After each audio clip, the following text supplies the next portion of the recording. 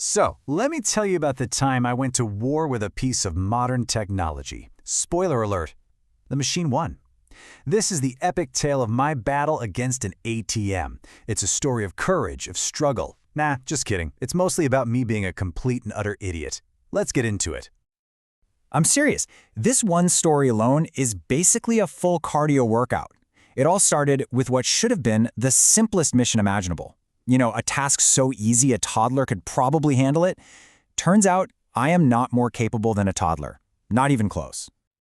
Okay, so picture this. My mom asks me to go to the ATM and get 20,000 rupees. That's it. Simple, right? No. For me, an ATM lobby isn't just a place to get cash. It's a high-stakes social arena where I am basically guaranteed to fail miserably. My brain just went into complete overdrive. I stood there, frozen, and let literally everyone go ahead of me. The woman with the kid, the guy who looked like he was withdrawing his entire life savings in small bills. I think I even saw the same person twice. Hours went by.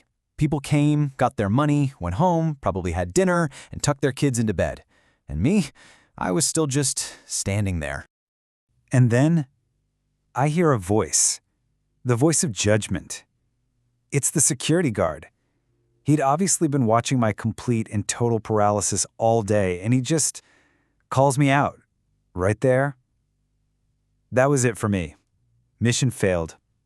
I just turned around and walked home with absolutely nothing. So I get home, and I try to explain this epic failure to my mom. Do I get any sympathy? Of course not. She completely skips over my ATM anxiety and goes straight to her all-time favorite topic, my non-existent love life. I still have no idea how those two things are related, but in my mom's brain, it's a perfectly straight line. But I'm not a quitter. Well, okay, I am, but my mom made me go back the next day. So, bright and early, I returned to the scene of the crime. But this time, I was different. I was prepared. I was armed with a brand new strategy, courtesy of the greatest educational institution known to man, YouTube. Feast your eyes on this masterpiece of a plan. So simple, so elegant. Step 1. Get there before anyone else. Step 2. Put the card in the machine. Step 3. Profit. It was flawless. Absolutely foolproof. What could possibly go wrong? Oh, just everything. The second I put my card in, the machine just spat it out. I mean, aggressively. It flew out and landed on the filthy floor, this tiny plastic monument to my failure. So I picked it up, flipped it over like I knew what I was doing, and jammed it back in. And it worked. It actually worked. 5,000 rupees came out of the machine. I had done it. I had stared into the face of financial technology and won. For about 30 glorious seconds, I felt like a Wall Street genius.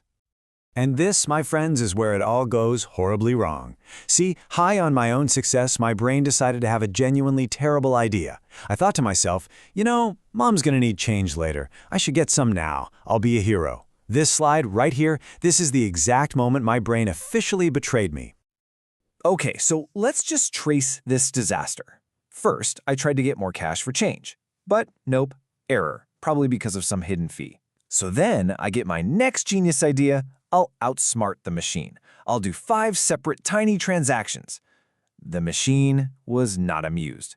On the very last try, it just kept my card. It ate it, just swallowed it whole. My debit card was now officially a permanent resident of the bank. So there I am, on the long walk of shame back home, 1,000 rupees short and completely cardless. And that's when the panic started to creep in. All my tiny little debts suddenly felt huge. The money for my hair color, the scented tissues I promised Zara, the cash I owe Rafiq uncle, my entire fragile financial world was about to come crashing down. So faced with this impending crisis, I made a very calm, very rational decision. No, I didn't. I decided to shortchange my own mother to pay for my scented tissue addiction. In my hurry to get into the house and enact my brilliant, treasonous plan, I tripped, spectacularly, right in the doorway of my own home. And everything just went into slow motion. The money. It flew out of my hands in this beautiful, tragic arc and landed directly in a drain pipe.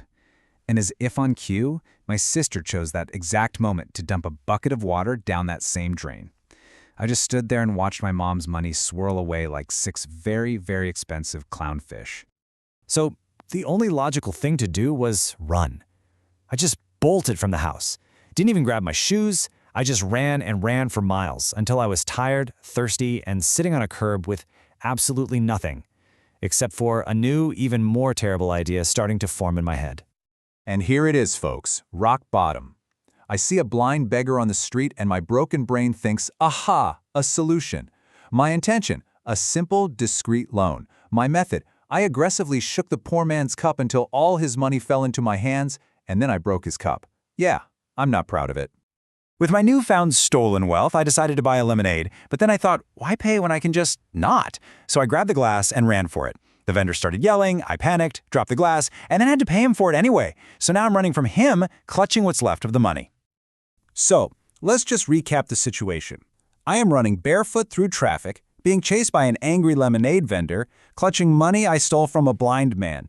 You really have to ask yourself, is this the lowest point, or can this day somehow get even worse? Oh yes, yes it can get worse, because I slipped on a banana peel. I wish I were making this up for comedic effect, but I'm not.